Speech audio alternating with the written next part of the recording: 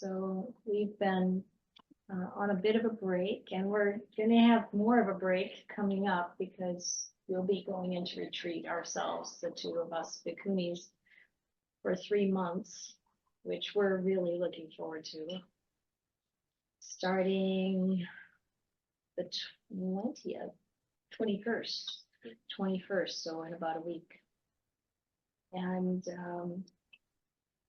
And so it's really good to see everyone. And I thought that today, I mean, we have a couple of new people. We want to kind of catch you up a little bit, maybe, and also just spend a few minutes reflecting on what we've learned from this, or what we've been taking away from these meetings this year so far, to just kind of get a sense of how this material is working for people. So what we've been doing is reading this book, The Art of Disappearing by Ajahn Brahm.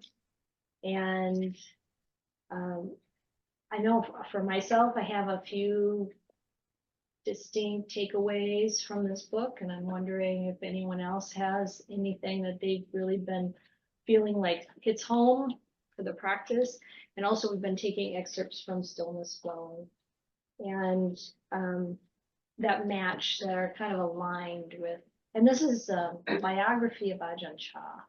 I don't know if everybody knows who Ajahn Chah was, but no, very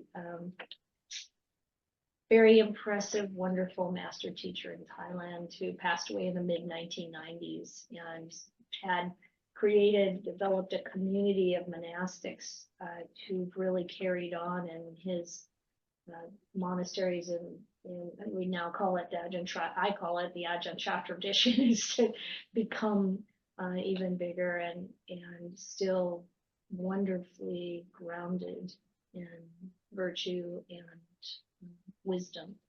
And so this book is wonderful, and it's available for free distribution if you haven't seen it. And we also, you can download the PDF from our website and also from the abhayagiri.org website. So I thought I'd like to begin. If anyone has anything off the top of their head that they'd like to say about the readings that you've had so far in either of these books that have been really helpful and touching. I see you have the books. Joyce has really prepared you. That's great. Yeah. Good. And if you don't, that's not a problem either. We're really talking about our practice and interested in, how do we particularly develop our meditation? I would like to make a comment. Okay. Let me move this a little closer to you and see if people can hear you. Can you hear me? Can you hear Olive? Yes. Thank you. Great. So while I'm reading Ajahn Brahm's book, I make a note by something that strikes me. So I've made several notes, but on this last reading, I made a note about the radiant mind. And right from the beginning of that chapter, I've been underlining things that have been very, very helpful to me. And I think that's about enough. Okay. Do you want to say it? Do you want to read any excerpt there? I'll read just a short thing about the radiant mind. As the breath calms down, you eventually let it go, and a beautiful nimitta appears. Mm. What is that nimitta? It's nothing other than the mind in a radiant state. I think that's fine. Mm-hmm. Mm-hmm. Yeah. Okay. Thank you. Anyone else have anything they want to share? Yes. What's a nimitta?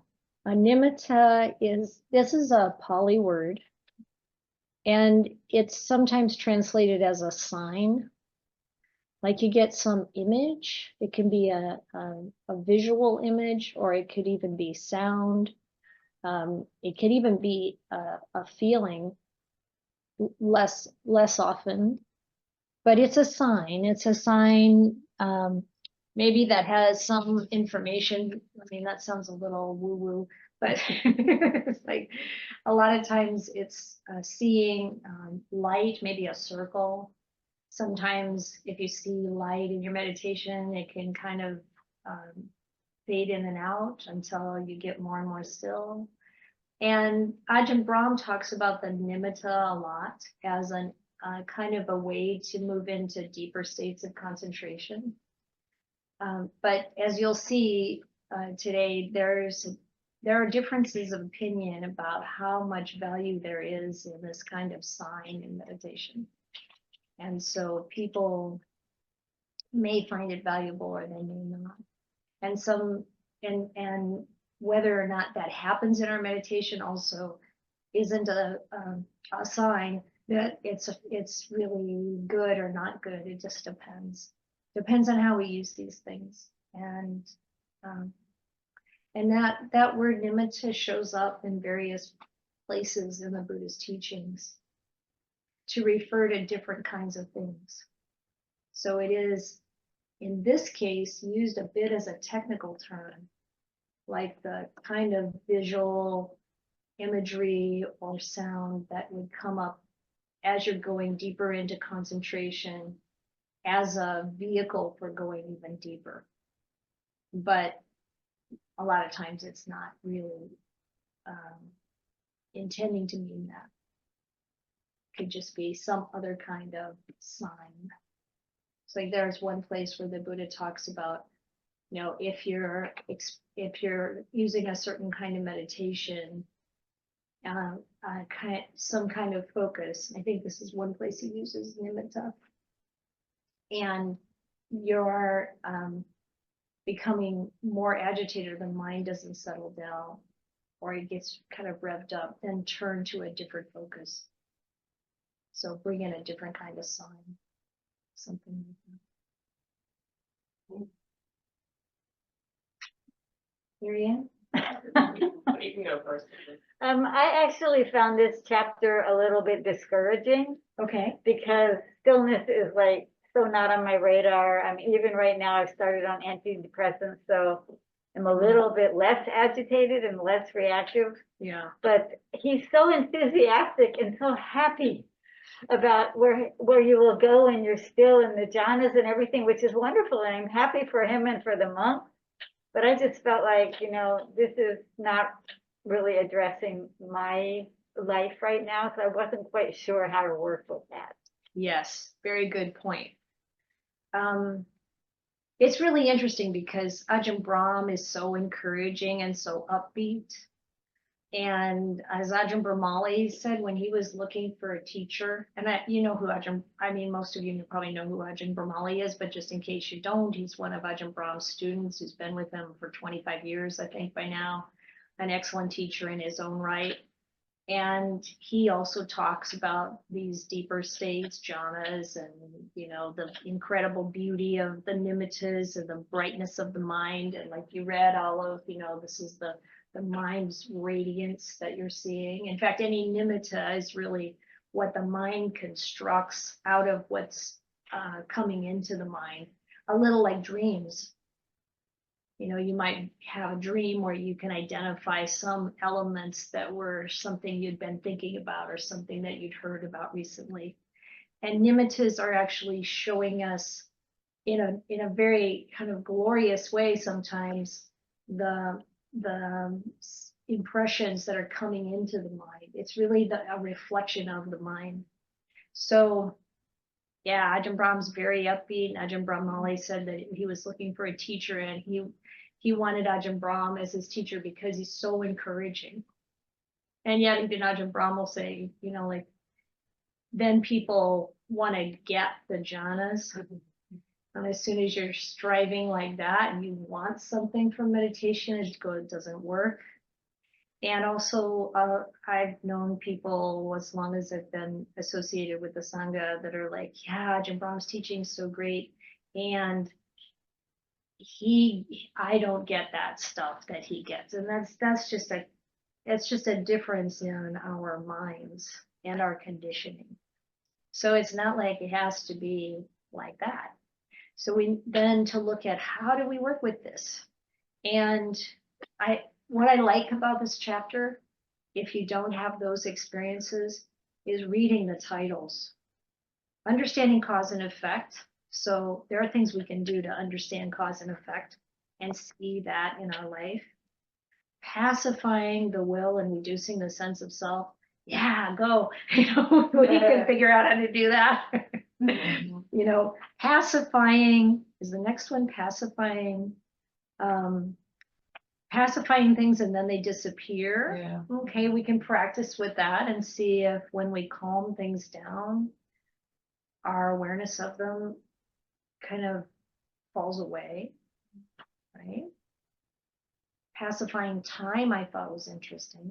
So letting go of all of those demands. At least, you know, we sit down and meditate or we do some walking meditation and we can just kind of let go of that whole calendar. Pacifying thought, which is very hard for some minds to do, and that's okay. We're going to look at Ajahn Chah's approach to that because that gives us more, for those of us who have a lot of thinking and analysis, a kind of mind that wants to investigate, then Ajahn Chah had really a good approach with that. Pacifying sensory diversity, so kind of closing off the sense doors. I'm sure that you're well aware of how to do that. Anyhow, then it goes on to more things like the radiant mind, the jhanas, pacifying all formations, sankharas, and ending all suffering. And we'll talk more about that too. But I think the key is, kind of like you said, so how do I work with this? How do I work with this, with my mind? I love that Ajahn Chah we're told by the monks who were his students, that he didn't have a particular meditation method that he taught. And I've heard his students say, he would ask you, like, what kind of, I think Ajahn Sumedho talked about this. He asked him in the beginning when he came to stay with Ajahn Chah, you know, what meditation method do you use? And Ajahn Chah was happy to listen to what he was doing. And then he asked him what the results were. And as long as the results are calming the mind, getting to a place where the hindrances fade away, and you're able to settle and to have that sense of lucid calm, that's fine. Just keep using the approach you're using. Now, of course, that can be really hard to achieve, especially depending upon what's happening in our life. So then the question becomes, how do I bring a lot of relief to the mind? That's the way I would think of it. And actually, the earlier chapters of this book, I felt like had a lot to say about that. Ajahn Brahm's, focus on relaxing, letting go of the past, letting go of the future. It's not so easy to do, but when we recognize that it's okay to set it down, that can help. Yeah. So we'll talk more about that too. Ayya. Yeah, well, thank you for sharing that, because I kind of read that in a similar situation. I was very agitated today, and that comes on the heap of another stream of agitation over the past few months. So I kind of knew, like, yes, I need stillness now. But it was interesting because Thursday I was meditating. For the first time in a while, I went back to an in-person meditation thing with Michael Taft at the Berkeley Olympic, and I had this feeling of like the sky and the air, and normally that's a very beautiful insight for me. Like I often get like the bright blue, clear, vast sky is like a place of peace. And this time when I was doing it, it was like a place of kind of like the nauseating feeling of flying an airplane. Oh, And I'm like, well, this is interesting. Why is this, why is stillness not clicking with me? Or why am I not interpreting this imagery in the stillness, in the framework of stillness as I normally do? And so, yeah, that's what I just, that actually wasn't what I was gonna ask them. What, the point in the chapter that struck me when I read it too was his definition of faith as being about the path and not faith in the Buddha, the Dharma, the Sangha. oh, yeah, I found that interesting Yeah. too. And I don't have that experience. Oh, okay, you said for you, faith is in the Buddha, the Dharma. And the Dhamma is the path. Yeah, And the Buddha is the living, well, like when the Buddha says, if you see the Dharma, you see the Buddha. If you see the Buddha, you see the Dharma. So I have that kind of like, that's the path. And then the Sangha, the enlightened Sangha is demonstrating the living here and now path. So I guess I don't have that kind of distinction. yeah, Isn't there somewhere in someone who quotes, if you see the Buddha on the path, kill him? Yeah, that's ridiculous. Oh, That does not come out of what the, does that mean? it doesn't come out of the suttas at all. It's a Zen thing and it just Zen. sounds totally off to me. I Well, don't it- know, am I Zen missing the scholars- I think interpretation? it means that if you're still on the path, you still have reached the realization. So it's an illusion if you meet a Buddha on the path before you've reached. It's That's an how it was illusion. interpreted. Yeah, okay. It says, I mean, they're supposed to be mysterious, the Zen koans, and not literal. Yeah, exactly. Yeah. That's Ah, why you go to a okay. Zendo and there's often just a boulder that represents the Buddha in the Zendo. Do they not like the? They follow. No, I different don't think teachings, that's they're it. They follow Different. the Buddhist teachings. Really? Okay. Mhm. I think what I've heard about these koans, the idea is that it's meant to show you that thoughts themselves are absurd and not something to be grasped at. And so when you say something like that, Mhm. it shows you that the whole mind that creates these ideas can take you to this place where now I'm like offended and alarmed and worried. And the point of doing it is to show you that that's something that can happen, but it isn't something you're supposed to hold on to. I think that's what I remember. Yeah, my usual, Koans, right? yeah, my usual take on this stuff is if that's working for people, Yeah. great. But I'm so early Buddhist. I mean, it's just so grounded and visible. I'm And the same way. Yeah. It doesn't, yeah. I really mean it. I'm happy when, because we all have different conditioning and we all have different, ways of relating to reality. And I feel like if the tradition, there are different traditions for reasons. And if it works and if it's bringing us to really see through the illusion of self, when we become more kind, more generous, more virtuous, more wise, great. So I didn't mean to be like Yeah. derogatory, but for me, it's like, no, it doesn't do it. It's not a tool I use. So, Yeah. And if you did, that would be totally okay. Thank you. Just so you know. I was just thinking too, maybe that Ajahn Brahm's comment about faith, part of me wondered if he was deliberately trying to address people who might be more like logical or practical and not devotional types. And he's like, Yeah. oh, you don't have to do this devotional thing. It's like in your Ah. practice. But I guess for me, at least at this stage, I kind of am resonating with some of the devotional stuff too. So, Mhm. and like you, I don't really see how you can have faith in the Dhamma without the practice. So, I don't know. It was just interesting. Yeah, I saw that caught me too a little bit. And then, like I said, I think that taking these concepts to a deeper level, we probably find the commonality in them more than the distinctions. around those kinds of things. You know, like what is, when we have faith that's leading us to more generosity, more kindness, more virtue, more, you know, then I think what is that faith in?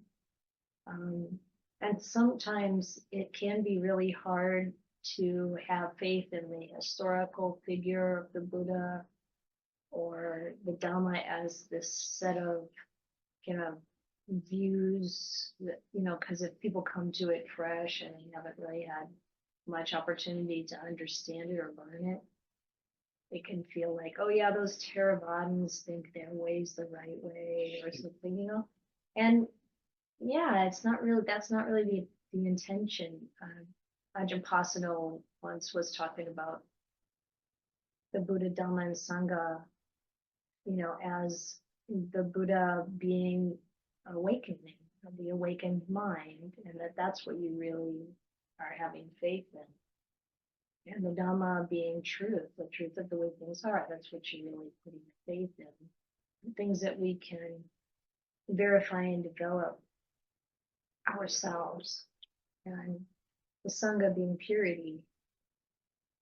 So, you know, it's kind of like how literal, sometimes the literal interpretation can really be kind of off-putting. And the more, the broader understanding of what these things really mean might be more available to us, and to be careful that we're not, you know, it's not like we're trying to water it down or, you know, kind of change it for our what we like. It's not that. It's just to open up to seeing what it really is, and then the different ways we can describe it. You know, there's a bit of research that I found interesting around the way our brains work, the way brains work differently, around like whether or not you can bring an image to mind. Like there are some of us can imagine things. Some people can imagine things so vividly, they're right in the scene. If they read a book or something, or they're hearing about something, you know, they hear the news and they're right in Gaza, feeling and experiencing everything. Other people can't imagine at all. Everything's really in words and not in images. And it's really interesting to think about how we come into this life. We have certain conditions. And how can we use the conditions we have, the brain we have, the mind we have, for this work of developing our character and developing our mind and training our mind and awakening. And so it's kind of the whole idea that, you know, we're on some spectrum of capabilities, and it doesn't even mean that it's better to be able to imagine things or not. It's like they both have advantages, and anywhere along that scale. But to see how can I use this brain I've got? How can I use this mind? How can I use this body, regardless of what shape it's in? And so to keep that investigation going, and then when we hear things that just don't match, they don't work for us. I don't mean about the principles, the basic fundamentals of Dhamma, that we should really work to understand. But when it goes beyond that, how it's described or what what specific practices to use, and to have more openness and flexibility and try things out. Our sutta that we studied with our group on Wednesday night had a very interesting little piece in it. It's number 104 in the middle length discourses for those who weren't able to be there. And the piece that Ayya Chitananda called out when we were talking about it later, and I also felt really important, is that the Buddha was talking about answering a question. The followers of one of the other very well-known prominent teachers at the time had died, and his followers just fell into arguments with each other, and the whole group got, very divisive. And then, the question was, how can we avoid having that happen in our own Sangha when the Buddha dies? How can we make sure that we don't fall into disagreement and splinter? And the Buddha said, well, I've taught you the 4 foundations of mindfulness, the 4 right efforts, the 4 powers of psychic potency, the Iddhipada, the 5 powers, the 5 faculties, the 7 enlightenment factors of the Eightfold Path, and there's something I'm forgetting, but it's the 37 Bodhipakkya Dhammas. And they're all very well defined by the Buddha. And and he said, when you look at these, can you, he says to Ananda, can you imagine any 2, he says bhikkhus, but it could be any of us, any 2 practitioners of the Dhamma who really know these and have experienced them directly themselves, that they could ever fall into a disagreement about this? And Ananda's like, no, I can't even think of it, how any 2 people could be in disagreement about it. So it's like that. And then Ananda says, well, but people who follow the Buddha could have a dispute arise around livelihood or the patimokkha, the rules that the monastics follow. And then the Buddha said, that would be trifling. That's not what's important. What's important is those principles of Dhamma that we can all understand and experience directly. So it's like that's so beautiful, because we can understand the core, the basics, the truth of the Dhamma, and then from within that we can look at, well, what techniques, what methods. The Buddha gave so many different methods. What methods really work for me, for my mind, to help my understanding of those core principles develop? So when I was looking at these readings, I found it helpful, first of all, to hold this particular chapter and everything in some of the previous things that really struck me in what Ajahn Brahm talked about, like his words for right intention really hit home for me. So instead of renunciation, non-ill will, and non-cruelty, he calls it kindness, gentleness, and letting go. And when I think about that being the intention with which I want to approach everything, that is so helpful. So I can approach what I read, what I think, what I do, what I say, if I can come to it, if that is the fundamental underlying kind of safety net. It's so helpful and supportive of learning and progress and safety. And then the way Ajahn Brahm continues to encourage us to relax, to let go, to put things down, and to really see, even though he's very focused on the jhanas, and we may not be so conditioned to easily slip into jhana, if you want to think of it that way, that we do see that what happens as we go deeper, progressively deeper in meditation, that it is a matter of things falling away, letting go as we go in further, deeper. And so what do we do when our experience is that we're super busy, the mind is very busy and agitated? probably because there's so many demands on our time, on our life, or there's just so much sensory input.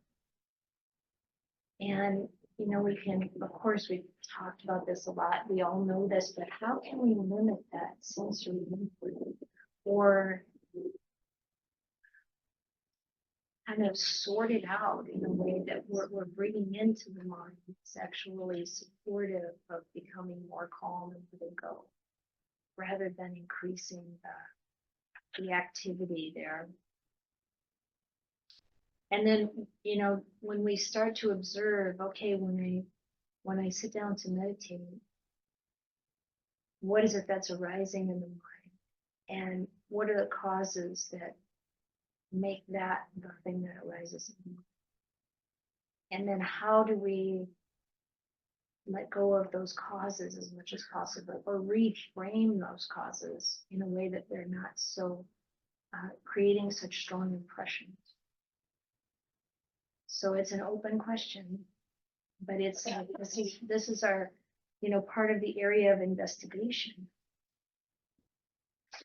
I want to read a little bit from this portion of Stillness Flowing, because I really like Ajahn Chah's approach.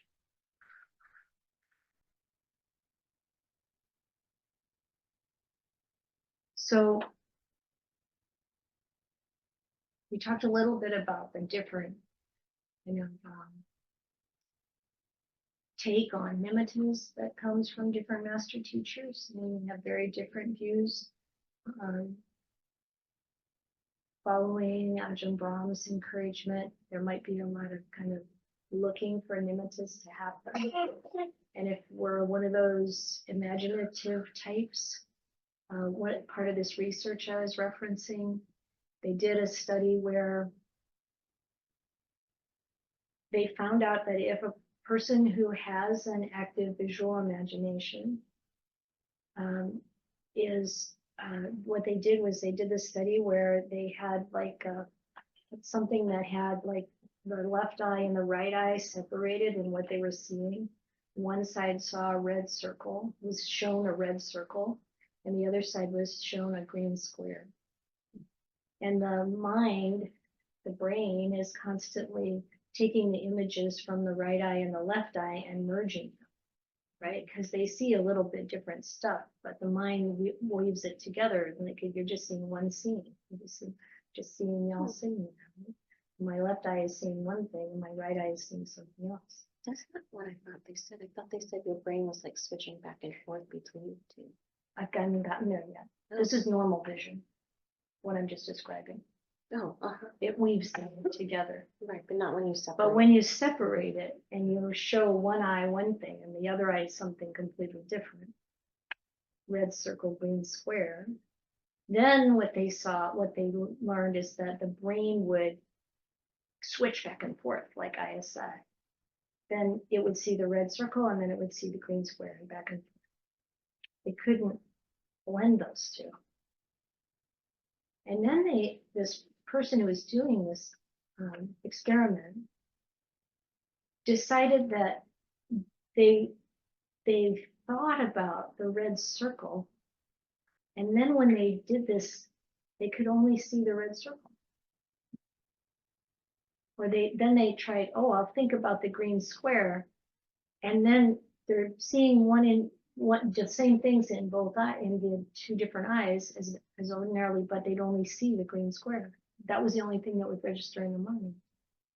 So to start to like appreciate, and then they talked about people who could visualize, like you start to think, oh, if I'm visualizing this, and then that's what I'm seeing. So this is the idea. There's one person who was flipping coins, and he would, in his mind, say, it's going to come down, both coins are going to come down with heads up. And then they would come down and he'd see heads up. And then he would say, both are going to come down with heads down, and he would see both of them as heads down. And he had no idea what they really were. He was only perceiving what he had thought. happened over and over and over again. So yeah, really active visual imagination, we start to see what we imagine. So that's fascinating, right? So you go into meditation, maybe you're not seeing exactly what you would imagine as a nimitta, but you're looking for a nimitta, and sure enough, things happen. But it's not going to happen to everyone. If the brain that you happen to have has this very strong imaginative function, it will create this stuff. But if we don't have that, it doesn't come. Who cares? This is what a lot of the teachers say. Don't think of Ajahn Brahma. Don't just forget about the nimittas. That's not going to get you enlightened. He said no sankhara is going to get you enlightened. No formation is going to get you enlightened. Well, Ajahn Brahm isn't saying it'll get you enlightened either. But in the commentary, it talks about using the nimitta as something that attracts this focus. And through that, you go into deeper meditation. For some, it doesn't work for everybody. So you can kind of understand when Ajahn Chah said, all right, this is what Ajahn Jayasara was writing about Ajahn Chah's approach to this. In Ajahn Chah's expositions of the practice of samadhi, Luang Por usually preferred to avoid speaking in terms of jhanas. Instead, he would refer to the various mental states known as jhana factors that constitute these jhanas. His reasoning was that the jhana factors, such as bliss, which is sukha, or equanimity, which is upekkha, were directly experienceable by the meditator. So these things that, when they define the jhanas, they have these different qualities, they're all experienceable by us. We can notice them in our meditation. Whereas the jhanas, quote, jhanas were simply names of different constellations of these factors. They were, in other words, conventions. And as such, they could lead the mind away from rather than towards awareness of the present reality. And sometimes you find, it's very easy when there's a lot of talk about what you should experience to just be looking for that. And then feeling like, hey, I got that, or I didn't get that. This is kind of the kind of thing that happens. And fundamentally, it's based in what I desire to have. It's kind of, if you want to really take it to the core, it's based in a sense of self, rather than just the openness and the intention to let go and see what happens. So these are Ajahn Chah's words, translated. If the mind is clear, then it's just like sitting here normally and seeing things around you. Closing the eyes becomes no different from opening them. Seeing while the eyes are closed becomes the same as seeing with the eyes open. And there's no doubt about anything at all, merely a sense of wonder. How can these things be possible? It's unbelievable, but they are there.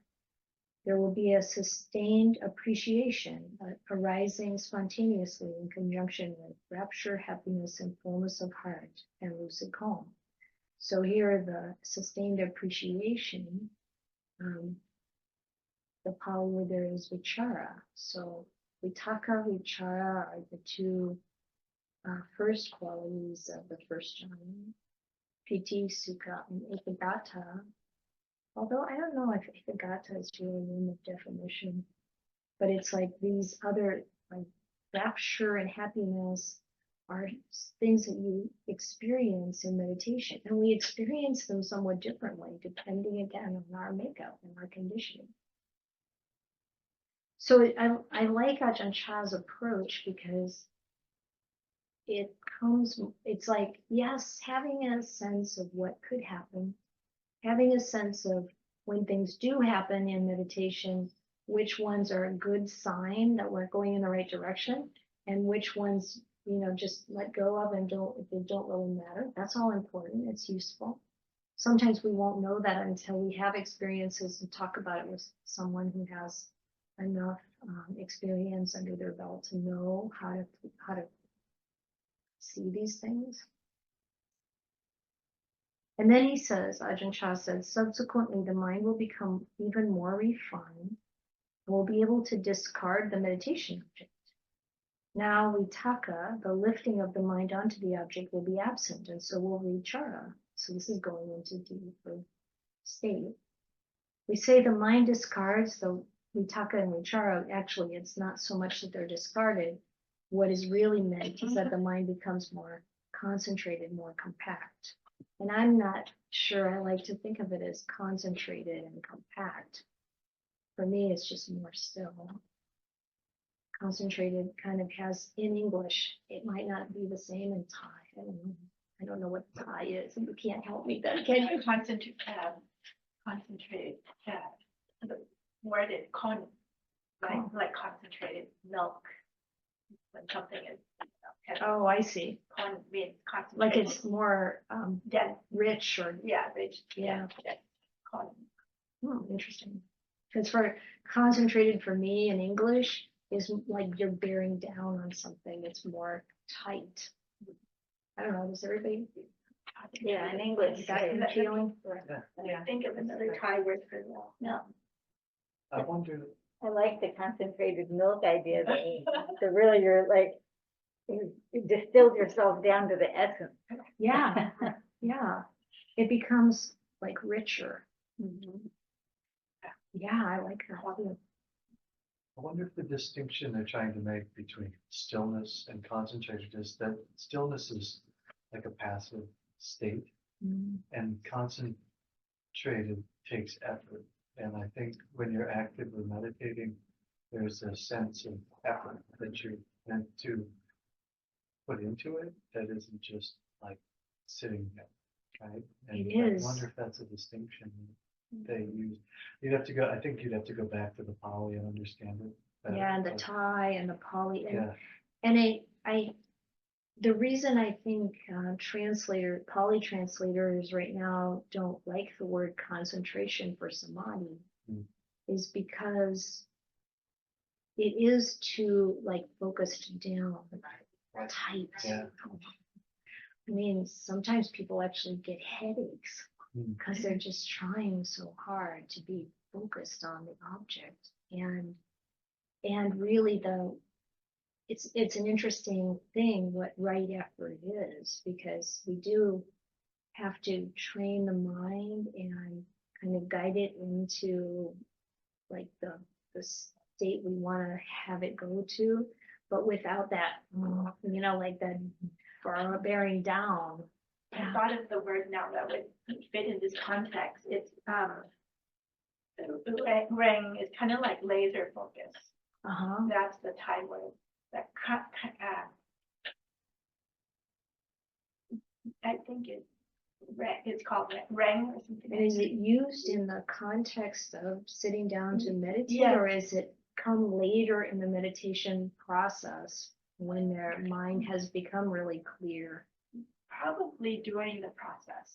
Mm-hmm. Kind of like you're trying to aim or Uh-huh. like laser focus Yeah, aiming yeah. or something. Yeah.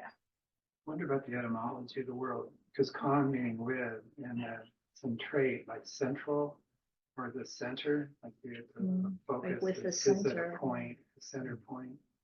Yeah, which is not as relaxed and open. So it's more stillness. Yeah. I Well, think my thinking is samadhi is an ancient word, and it came from, should we say, it came from the time of the Buddha, or not, or the translations. before, I think. Before the translations. So then the interpretation is different with with each culture or country or conditioning. So my sense about that is I can initially, because I don't understand Pali, is to look at the English interpretation. But I think eventually what happens to me is that I then use the word samadhi. Eventually I use the word samadhi and I don't need an interpretation. Right, and the real beautiful piece of that is that you know samadhi through experience. Otherwise, we can't really know what samadhi is. Right? It's not just the word samadhi. It's not, yes, That's a it's foreign not, word that I yeah. start to learn the meaning of. yeah. It's that samadhi is something we experience. So the words become effect. Mhm. All words are effect, and to be a cause is to be not an effect. That's my feeling about it. It's interesting then too, like just talking about differences in the way different brains can visualize Yeah. or not. Yeah. It can be cause. The words can become cause because we start to understand what they mean, and then we think about like brain to mind. What is it like to have kindness, gentleness, and letting go? Yeah. And then it becomes cause. Very interesting. And that's why we have to be so circumspect and sensitive as we develop this training for ourselves. One, to try to understand with a lot of humility and openness, like what did the Buddha mean by that, or what is that actual original language saying, expressing? What's the experience of it? Right? And then to know that we have that openness to learn, and then coming back to what is this experience I have, and how do I guide the mind in this training? What was that smell of? May I ask? I don't know. Okay. Okay, I would like to say something about what you said, the cause and the effect and how they're separated, because what stood out to me about the chapter that, we read, and I only read this chapter, I haven't read the whole book, but it's about these sankharas. And the sankhara, like, to me, that concept is so important in getting like the view. And the interesting thing, and help me out with this, but I think that sankharas are cause and effect. And that's the thing, that every cause creates an effect, and then every effect becomes a cause. And this is karma. This is what it is. And having awareness of those things is what the view is. And I've been thinking about saying this for a while. It's something that you were saying earlier about your mind, the stillness isn't there. The sankharas are that lack of stillness. And what they're saying in this chapter is that you can still these sankharas. But I started thinking about all these Pali words a while ago because I was thinking, like, what am I supposed to be mindful of? Mm-hmm. And so then because, mindfulness, but what am I mindful of? And so I started seeing all these different ideas and 52 mental formations. And the sankharas are like the first thing to see as just happening. So I think if your mind is cluttered, then it's just, those are the sankharas. And to just be mindful of them is how you still them, right? Instead of reacting to them, you just... Now help me out here, because I just read this chapter about the sankharas, and I was like, wow, there's such a good explanation of it for me, because I've had all these gaps, and it really brought things together for me. So and then Ajahn Brahm says that when we take attention off of them, then they disappear. Right? Is that what he's saying? That's what he Oh, said. see, I was saying That was one of the yeah. one of the chapter headings, one of the section headings. Yeah. And it's interesting because there's a little bit of both. Mhm.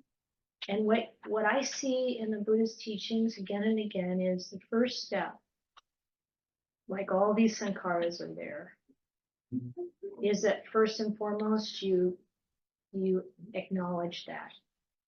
You say, okay, what is the state of this mind? You don't like this. Yeah. And then once you acknowledge it, then you can take steps to do something. like maybe you do ignore it.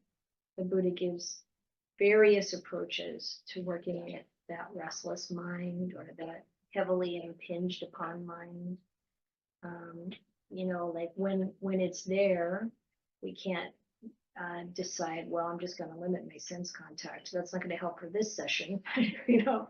But what it can do is, you know, the first method the Buddha suggests, sometimes there are different places and different parts of the suttas, but sometimes he'll recommend bringing in some thought that your mind is attracted to that's beautiful and calming.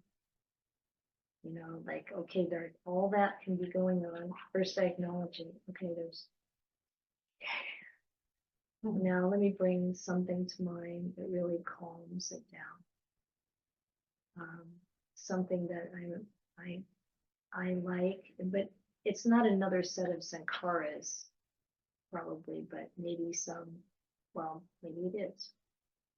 But in a sense, it doesn't matter how we categorize it. Thoughts about generosity, kindness, thoughts about moral virtue, particularly generosity and virtue, and or something in the like the Brahma Viharas.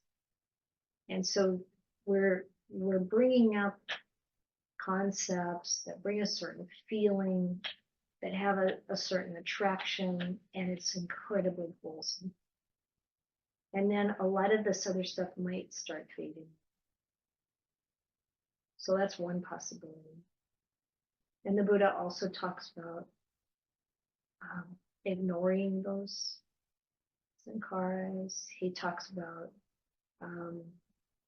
sometimes going deeper and looking at what the causes of them are.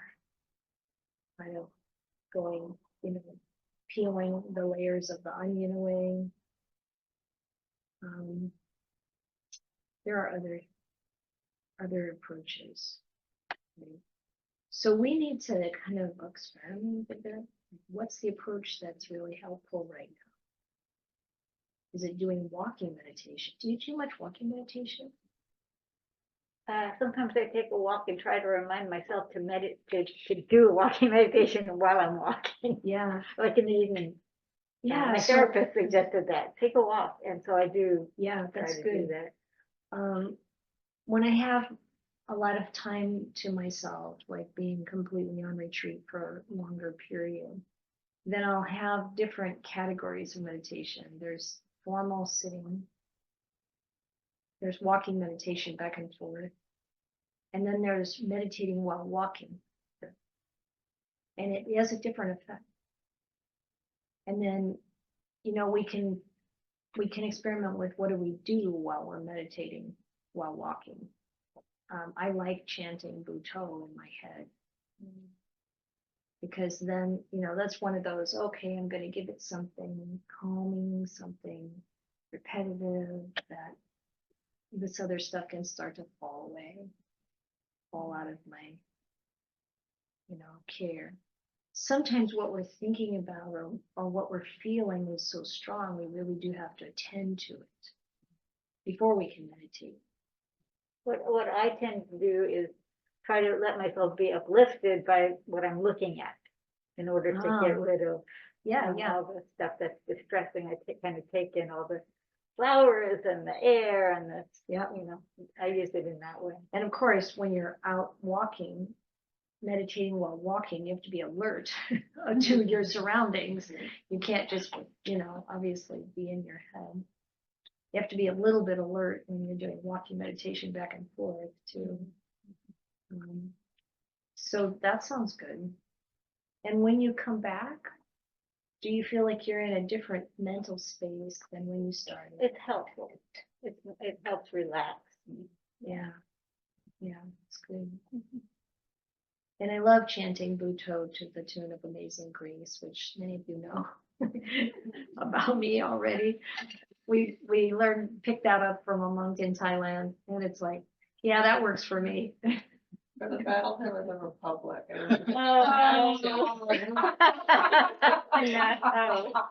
Wow. Yeah. If you really need something to pound it out, huh? Oh, that could get to be problematic. Yeah. Different tunes are, which I could chant Buddha. Oh, right. Here. Yeah. So I think maybe it would be a good time to meditate. Sure. Yeah. All this talk, we can try it out. I just ask a quick question. Sure. And not to it, but then there was a relationship that came up. It was, Ajahn Chah's, not Ajahn Chah, but Ajahn, using will rather than the word sankhara. Because that becomes like a really static word. Sankhara has sense of movements. And, you know, like we're building these formations in our minds, volition of mental formations. But that will seems to just like grab it. And it almost feels like there's an aggressive kind of thing to it. And it's really curious if you have any reflections on how he might have chosen the word. Yeah, I think he's talking about will because of that volitional aspect, you know, to not let that escape us around sankhara. That it's not just what's coming through our purview, but it also has a volitional aspect to it. It's volitional formations. I wish you would have maybe used that every now and then instead of just going over and over with the word will. Because I just found it It was hard to appreciate where he was going with that, it Yes, sounds like. yes. And yeah, and he really talks about the willpower being so troublesome, to think that we're gonna, you know, get somewhere using our willpower when we use wisdom instead. And that the trying, so funny, that's why right effort is such an interesting concept, because the trying can actually hold us back from experience. We're not allowing the process to unfold, and yet we need to have enough of that right effort to keep us on course. It's not just about, you know, sitting there observing, you know, like, what are we mindful of? We're mindful of something. What is it going to be?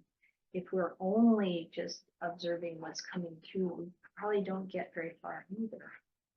So it's really a matter of what is the right application of my intention here, the right, you know, if it's too focused down, it's tight, it doesn't move, it doesn't allow the natural process of deepening meditation to unfold. If we're keeping the mind, I like Ajahn Chah's idea, you know, maybe in that kind of excess concentration area, the kind of, if you look at the commentarial version of, you know, momentary concentration, access concentration, and the deeper stillness in that access where the hindrances have gone away for now, and most of the mental formations are in the background, not making much trouble. So there's quite a bit of stillness. And, you know, during that time, he uses the metaphor of having a chicken in a coop. These thoughts can only go so far, you know, or having sometimes he uses the simile of an animal tied to a stake, like your dog is tied to a stake and it can only go around here. So we're keeping the mind within a certain area, doesn't get to range too far, but it's still got that freedom of some movement. I think for myself, it's much more about turning the mind in the direction of joy and happiness and tranquility. And when I do that, then the other stuff just starts to fade in the background. If the PT can start arising, and then there's wasn't abiding with that, and the openness to the invitation there for the process of meditation, the process of samadhi to unfold on its own. When you get to that place where something else takes over and you're observing with bright, clear mindfulness, that's really where we start to dip into the territory where we don't need the map. We just experiencing. I mean, we talk about, having all these different ways, traditions and different ways of teaching and expressing these words, these meanings of these words. It all comes down to our experience. We're all working with the same material, the same spiritual reality. When the reports come back that virtue is so important as a grounding, to really quiet ourselves down as much as possible and let go. And then if we do that, see what happens. Just on the translation thing, back in the day when I actually was on online Buddhist forums, which I'm not anymore, Bhante Sujata said he chose choices as the translation for sankaras, and he said he would have chosen will, but there's no way to make will plural, like wills. Oh, and sankara is plural. Yeah. And he also said, like, there might be some other context where that's not the correct translation. Like there's one so where breathing is sankara, and he said that's not quite the same as in the context of dependent origination. Like breathing's not a choice. I mean, Well, like it's something Not the that same ceases. way. It's not something that ceases upon enlightenment. Like ignorance, your ignorance can die when your ignorance is gone and you become an arhat.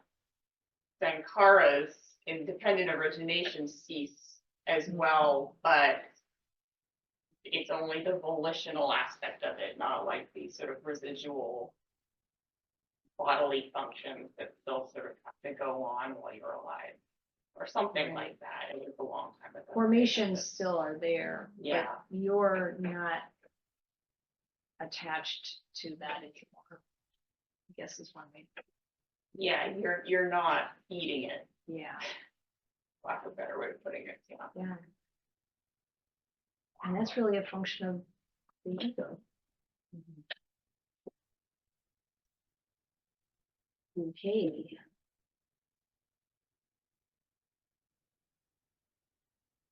Okay, so just make yourself comfortable.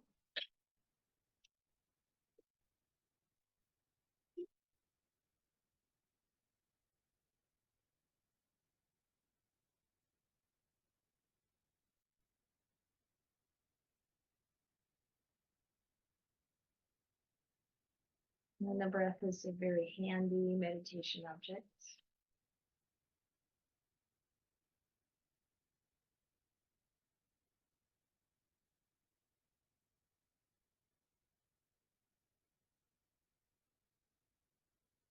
We don't want to force the mind to the breath. We might first want to relax the body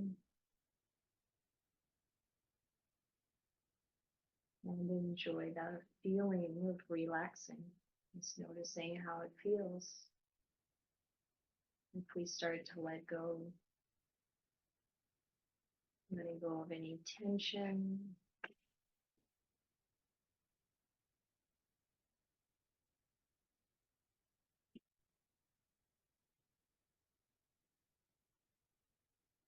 Letting go of any input to the senses.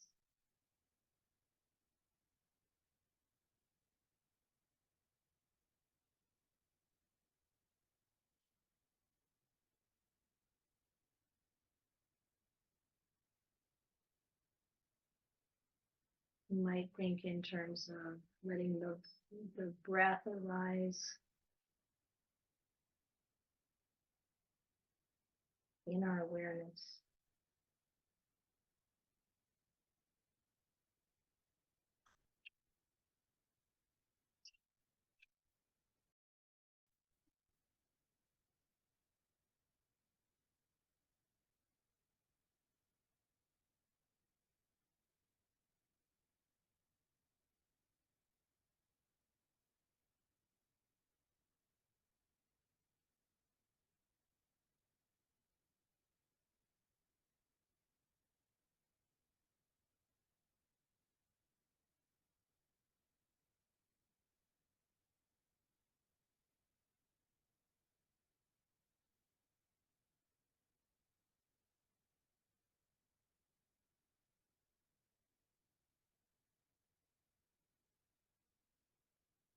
If our attention does rest upon the in-breath and the out-breath,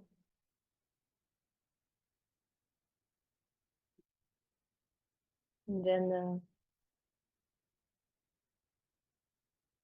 sounds and other feelings coming through the sense doors tend to become more distant.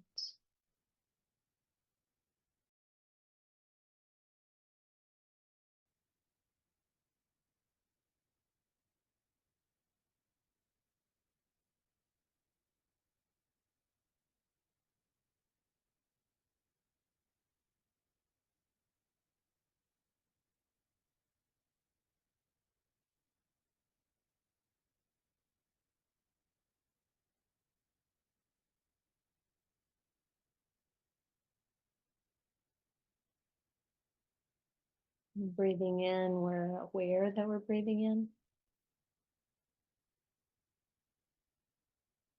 And breathing out, we're aware that we're breathing out.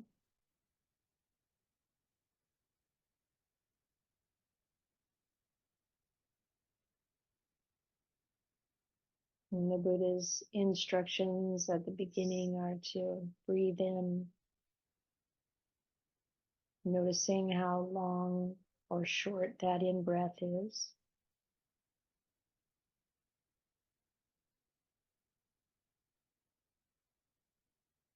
And noticing how long or short that out-breath is.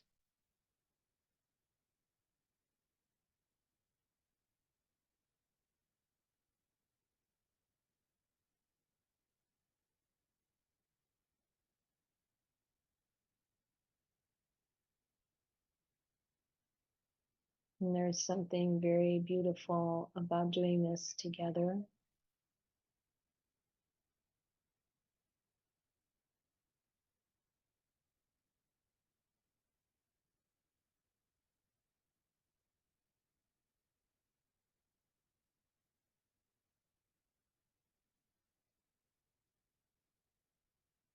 Breathing in, aware of the whole body.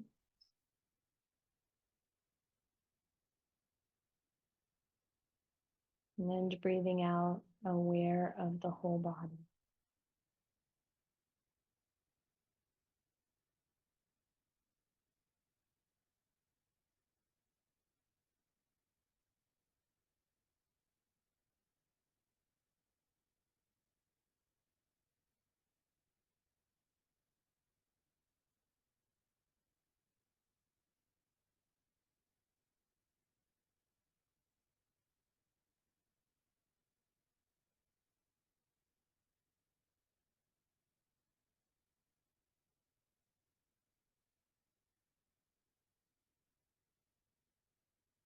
And when we're aware of the whole body,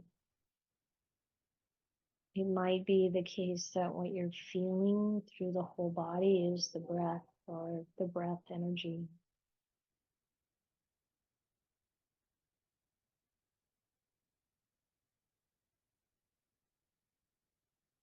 Of course, other sensations, maybe a little bit of physical pain or maybe a strong physical pain can take over the show.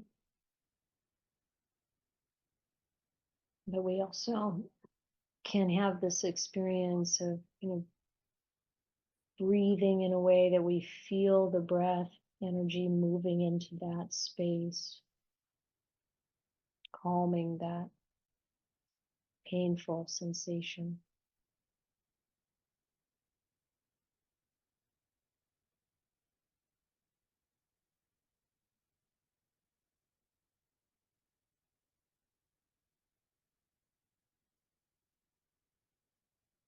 You might have this sense of breathing in and breathing out, and the whole body is breathing in and the whole body is breathing out.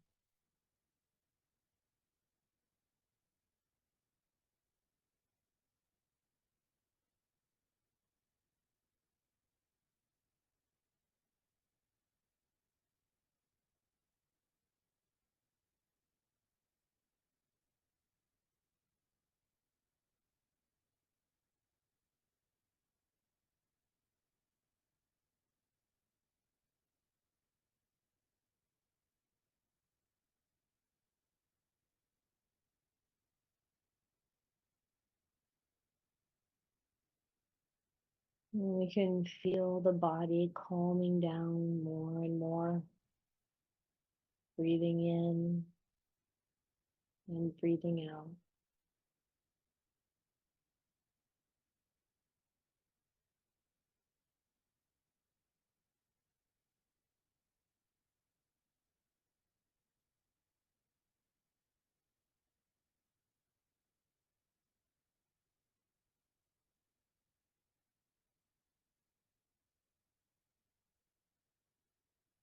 We can think of that attention on our breath and our appreciation of the breath as vichara.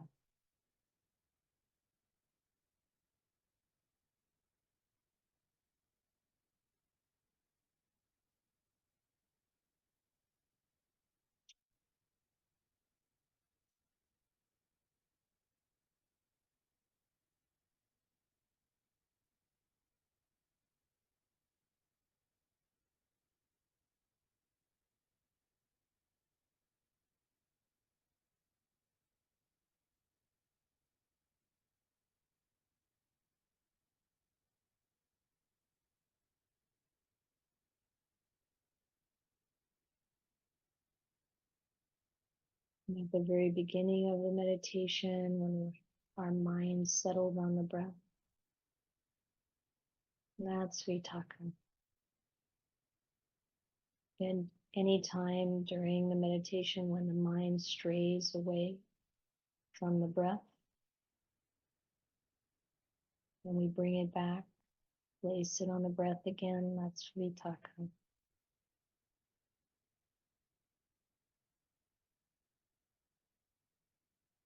And that there may come a point, there will, in fact, come a point when the mind stays with the breath, relaxed and at ease, appreciating the sense of that energy, that breath energy coming and going. That's vichara.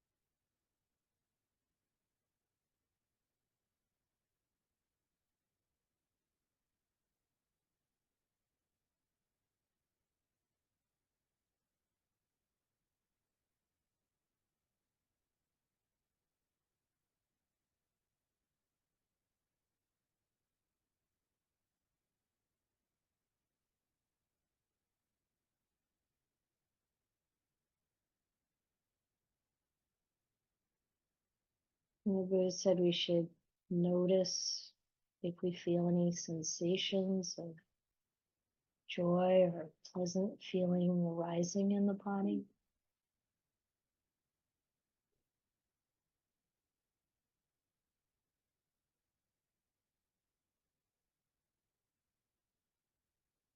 Sometimes the pleasant feeling is very subtle, and then it can be expressing itself in different ways. Sometimes just the pleasant feeling of being mindful and aware. You're aware of the in-breath and out-breath.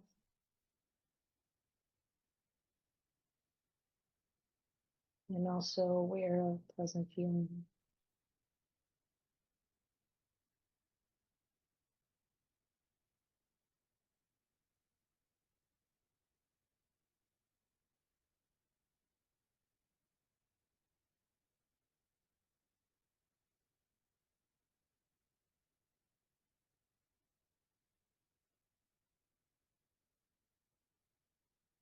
It might cause you to smile.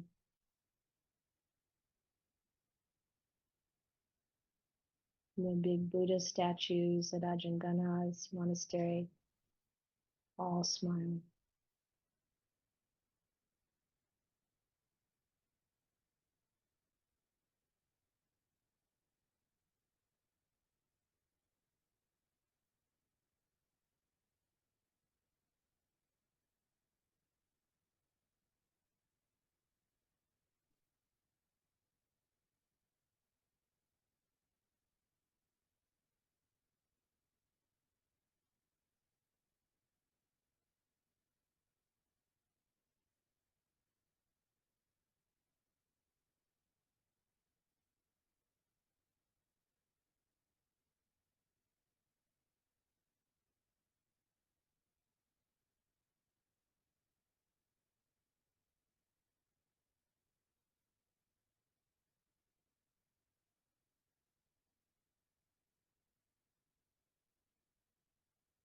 In this process of using the breath or another meditation object to go from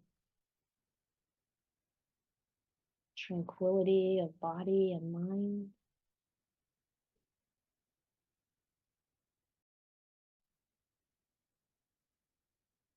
to piti, joyful feeling, to sukha, pleasant feeling, happiness.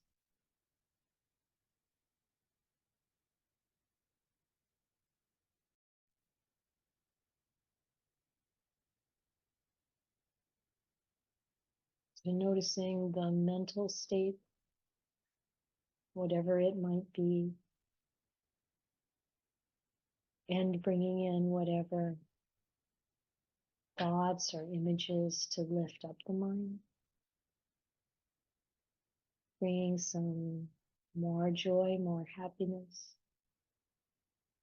more lightness, and then going deeper into samadhi. This is a process that can take some time.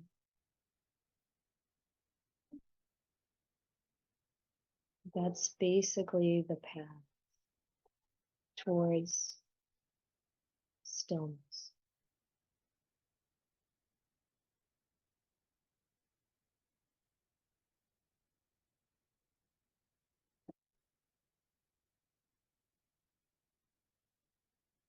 Towards relieving the mind from stress and suffering in this moment, a pleasant abiding here and now.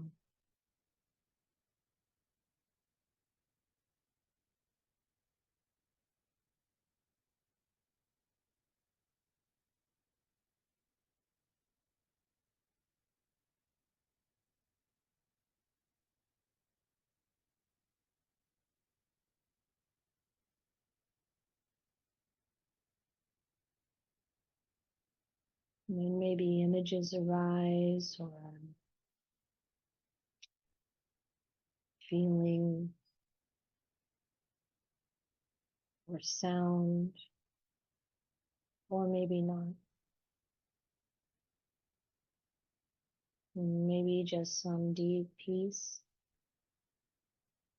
or maybe thoughts are still moving in the background. But if there are actual hindrances, then we apply whatever the proper medicine is for desire, for aversion, for restlessness,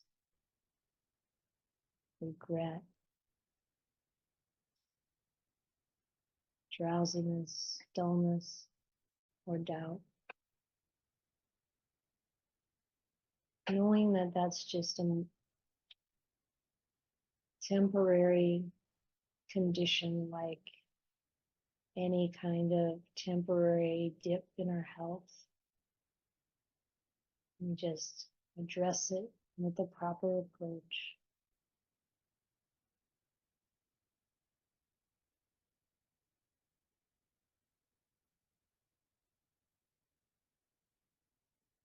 to calm it, to bring energy, to let go.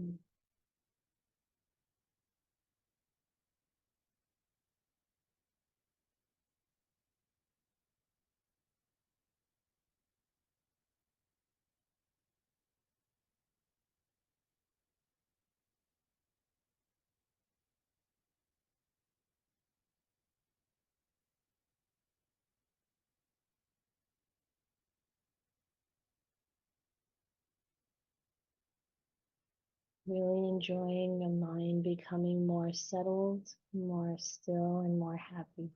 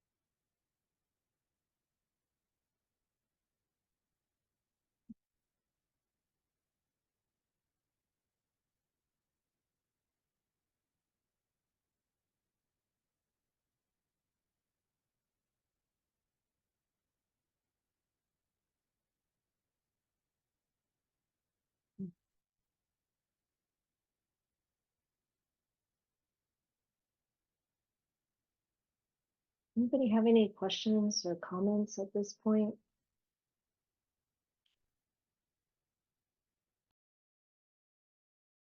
We have about 20 minutes left. I do. Okay, When you say that you're going on retreat for 3 months, Mhm.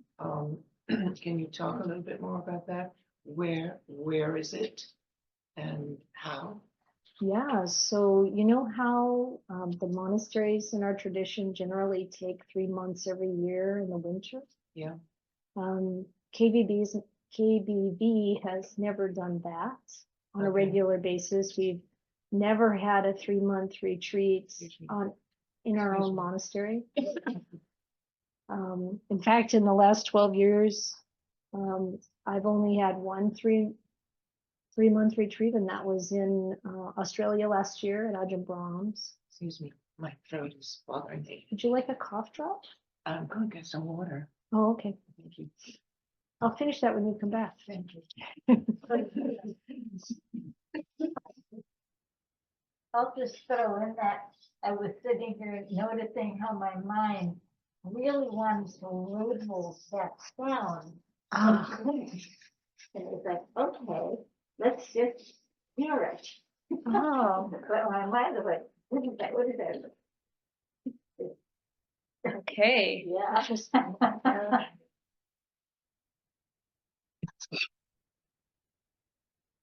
Yeah, so, and then I was going to add that in 2017, Ayya Chitananda also spent the 3 months of the rains period in Australia. So having retreat at that time, and we feel like now KBV, the monastery, is at a point in its development where we can take 3 months off to, it's not really off, but to immerse ourselves in retreat. There's enough support, and we've got the kutis now, the buildings. So we're going to do that, and we're doing it during the Vasa, the rains period, because it feels to us like on our property, we can get more work done in the winter time when we can do burn piles and stuff. Because our biggest job really is, well, besides building more space for monastics, which you can tell our community is growing very slowly, so we're not in a big hurry right now. But the biggest job is fire clearance, and so we're hiring that done. It's expensive, of course, and we're hiring that done as much as we can, but that's much better in the wintertime because we can actually burn the dead and downed wood and it not be a danger. And so in this time from full moon of July to full moon October seems like it might be the best time for us to take that 3 months. And yeah, we're both really looking forward to it because, you really, it's really beneficial for everyone to take that kind of time, to take time off. It doesn't have to necessarily be that much, but as monastics in particular, this is kind of our professional job. We really want to do that. And So when I go on retreat, either you're there and we get an evening talk. So is it all in silence? Is there an evening talk? it depends. So usually in a large community, the senior monastics will give a Dhamma talk once or twice a week, maybe. Sometimes there are other things that the community does together, but when there's 2 of us, I'm planning to continue our Saturday morning programs online, Okay, not in person, just online. yes. And Lynn is going to be staying with us as steward through the whole period.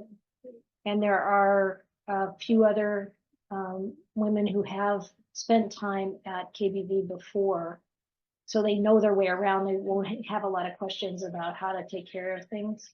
And they're coming for maybe a week or 2 weeks or 3 weeks at a time. So there's a significant part of the 3 months that's going to be covered by 2 people who are there to take care of, the meals and those kinds of things. And they'll also have retreat time, they'll have time to practice. And so we'll have those Saturday morning meetings. And as the retreat progresses, we might do other things together as a very small community. But at first, I think both of us need some open schedule to really kind of get, make that shift from being quite busy and available to being more still. I mean, we find that in our normal daily life, we, take time, but it's different to have that kind of concerted time. Right. Yeah. What's the acreage of the monastery? It's 14.5 acres. Okay. Yeah, so it's not huge, but it's big enough. If you're actually gonna make use of that land, it's Yeah. significant. It's good size. Yeah. I grew up on 5 acres. And of course, I was only that tall. So. Yeah, well, like, I don't know how much Amaravati has, but it's not huge, but it feels like it's got a lot of different spaces. Partly because it's in England and hedges grow great and you can isolate different corners very easily. Yeah. So 14.5 acres, we're probably using 2 or 3 Okay. acres where we have kutis, and Is there steep landscape or usually use? there's some elevation, but there's also flat areas. Okay. So we've definitely built, we have 3 kutis and a trailer Okay. besides the main cabin and a few outbuildings for So the workshop. the Argahara, is that what they call it? Originally at Banagiri, they were living at the Kutis with recreational vehicles and Right. trailers, so they call it the RVhara. RVR. Recreational vehicle. Yeah. Yeah, we have one little teardrop trailer that usually is the shorter term guests space. But we just finished the 3rd kuti, so we've got our own kutis now to use, and that helps a lot rather than living in the cabin where people are coming and going. Marianne remembers staying with us. 2 people sleeping in the shrine room. Yeah, I did in the kitchen once. Remember when we had that sleepover? We had like 9 nuns or something, or 10 nuns, and we're like every square foot of the cabin was sleeping mats. It was fun though. Yeah. I know it's Holly had. Oh, thank you, Holly. Thank you for all that sharing. I was taken by, or curious by the research study you mentioned about vision, 1 eye or 2 eyes, and as you may recall, I don't see through both eyes simultaneously. I switch back and forth. So I'd love to know, like, some search words. Maybe I can find that study and delve into it. Check out Curious NPR. how that good old NPR. NPR, and I think they called it aphantasia. Yeah. You can look at aphantasia. So phantasia is like the imagining, and the aphantasia, it's like with Polly, it's the opposite. Not imagine, can't imagine, I can't imagine. Can't imagine that. Yeah. Was it one of their usual shows? The name to the show that you remember? Yeah, Or day? I think it. Kid in Mind. No, what is this? It's a regular Saturday. They got a kid come up with it. Yeah, it was on Saturday afternoon.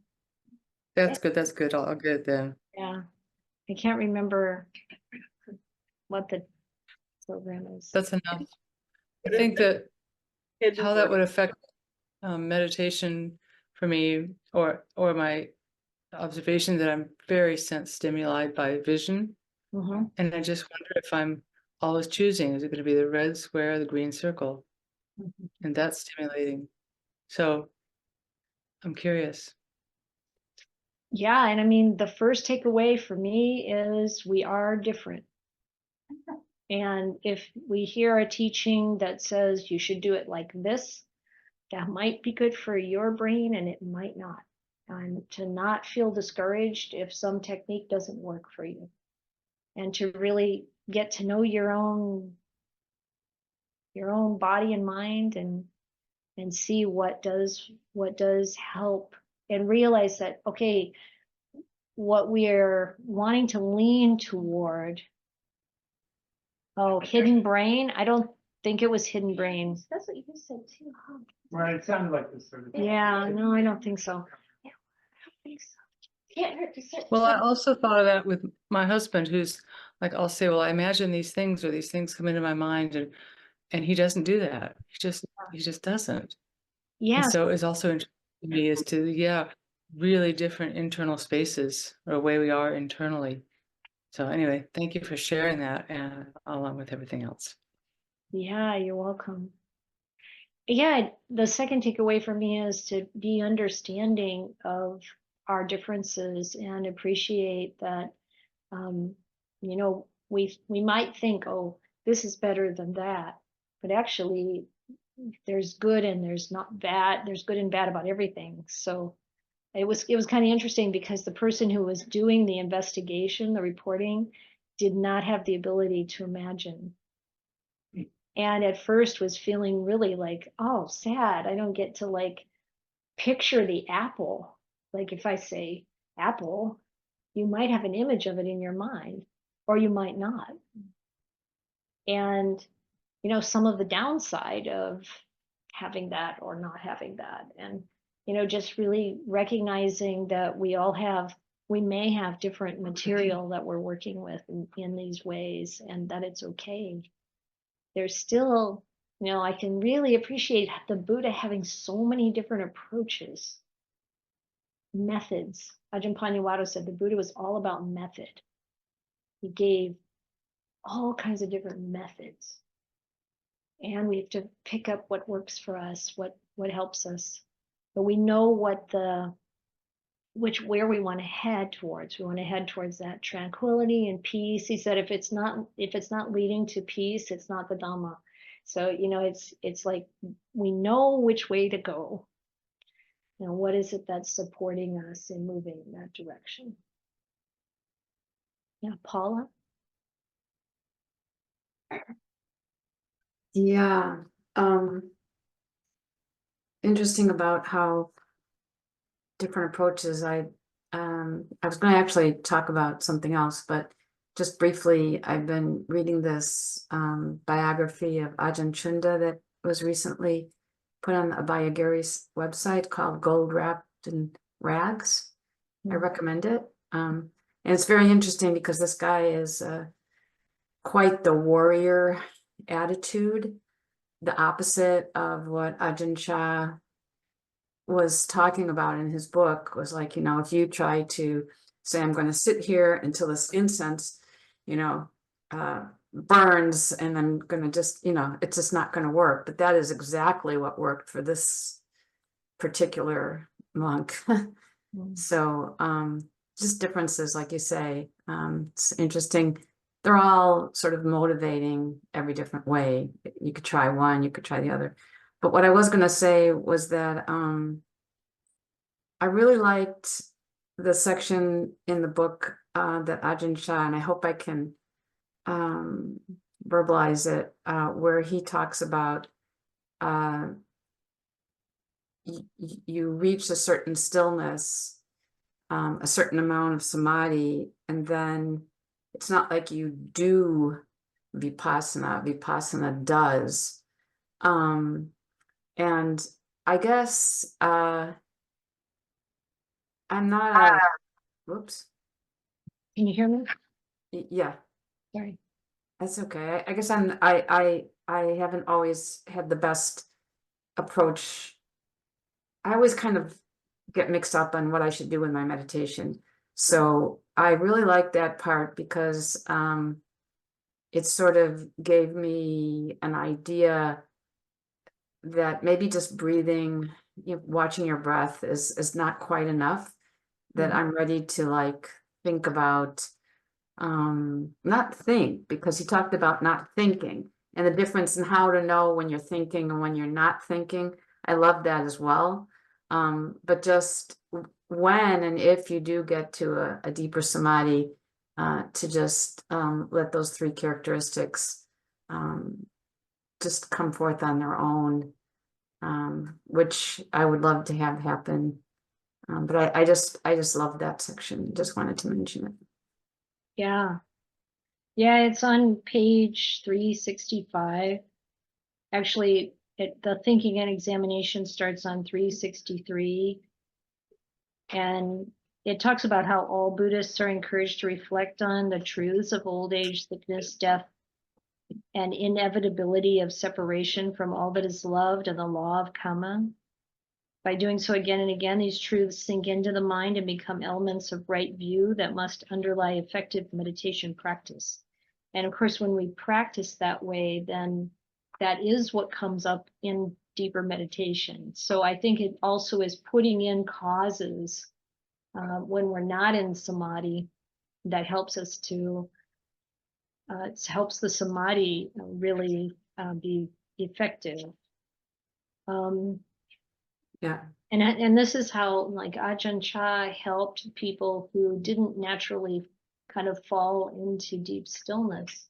Ajahn Brahm is one of those who just deep stillness was immediately available, but a lot of people don't experience that. And particularly Westerners, we tend to lean more toward discursive thought. And Ajahn Chah was teaching, well, how do you use discursive thought? And he talked about the commentarial divisions of Kanika, Upachara, and Apana Samadhi. And the first one is momentary. Mm-hmm. The description is the initial short-lived intervals of calm experienced as the mind becomes focused on its object. And then Upachara is access samadhi, the state in which the 5 hindrances have been overcome. Not forever, but for the most part in this current session, there's still some background movement in the mind, but it's not distracting. And then the third one is deeper absorption. The deepest level of samadhi, a bright stillness in which no sense data appears to the mind or is so fleeting and peripheral that it's not consequential. But he said that the access samadhi, the middle one, is the one that's most where insight is most available. And so it's like we might go in through these stages where we're getting deeper. When we come out of deeper stillness, even if it doesn't last that long, then that access samadhi is more potent for insight.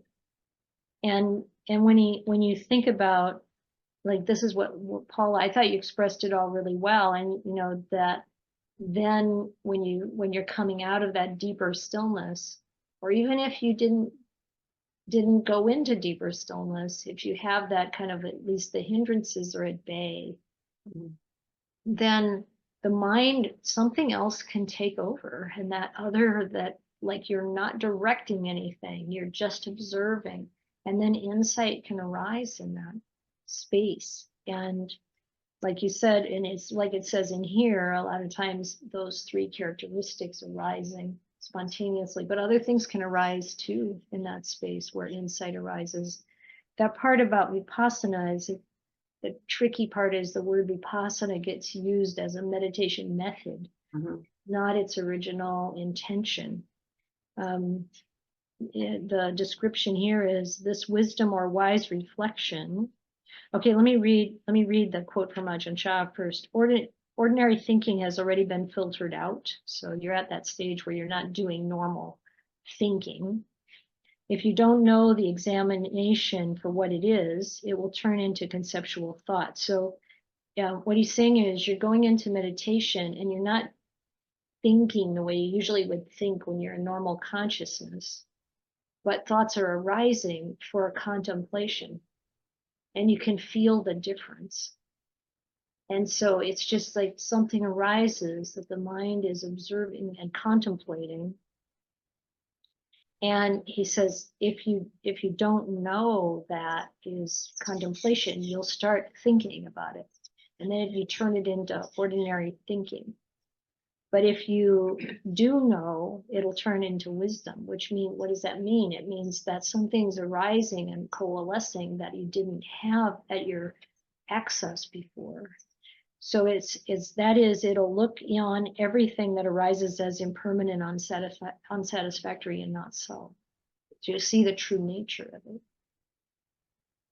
Then Ajahn Jayasaro continues, this wisdom or wise reflection, Longpa said, would gradually mature into vipassana. So this, in contrast to much contemporary use of the term, Longpa tended to use vipassana to refer to the insight that arises from wise reflection rather than the reflection itself.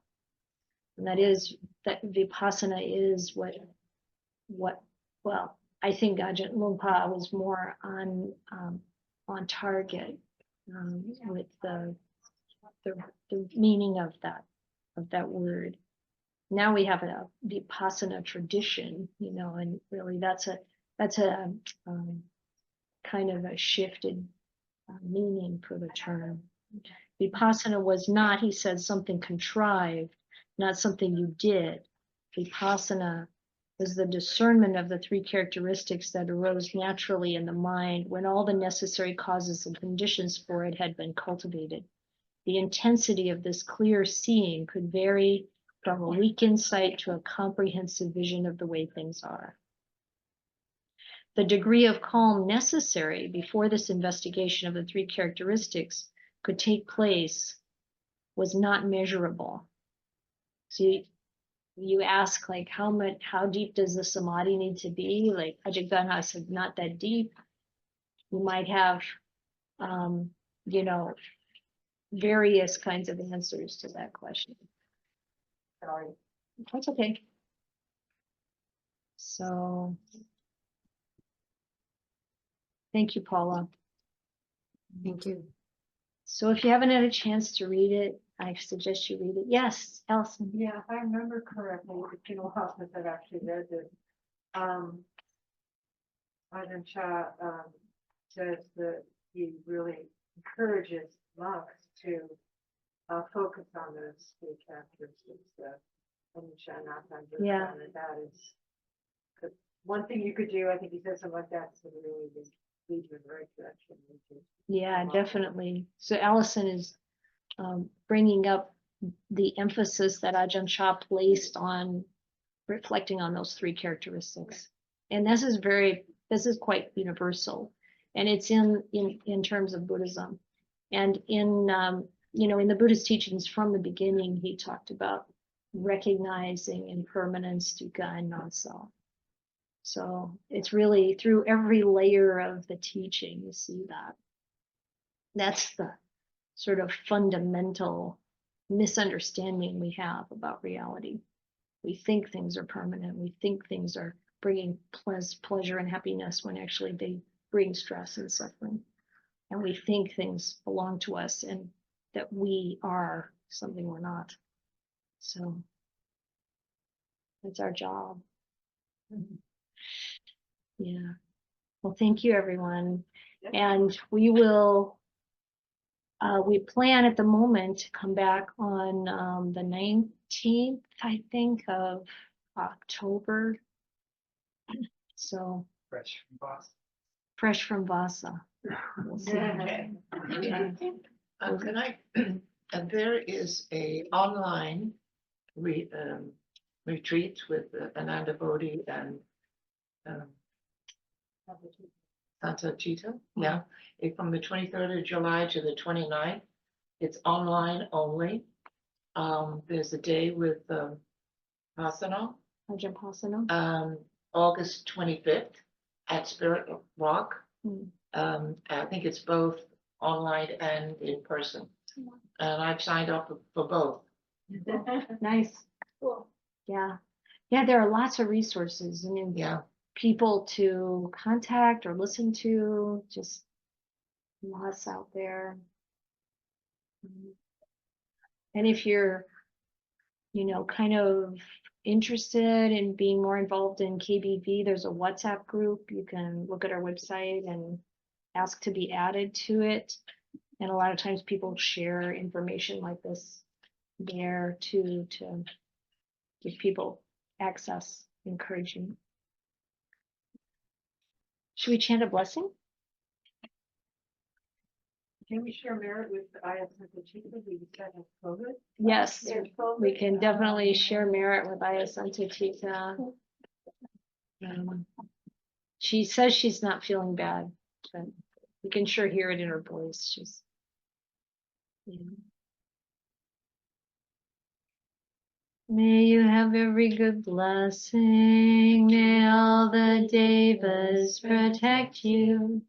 By the power of all the Buddhas, may you ever be well.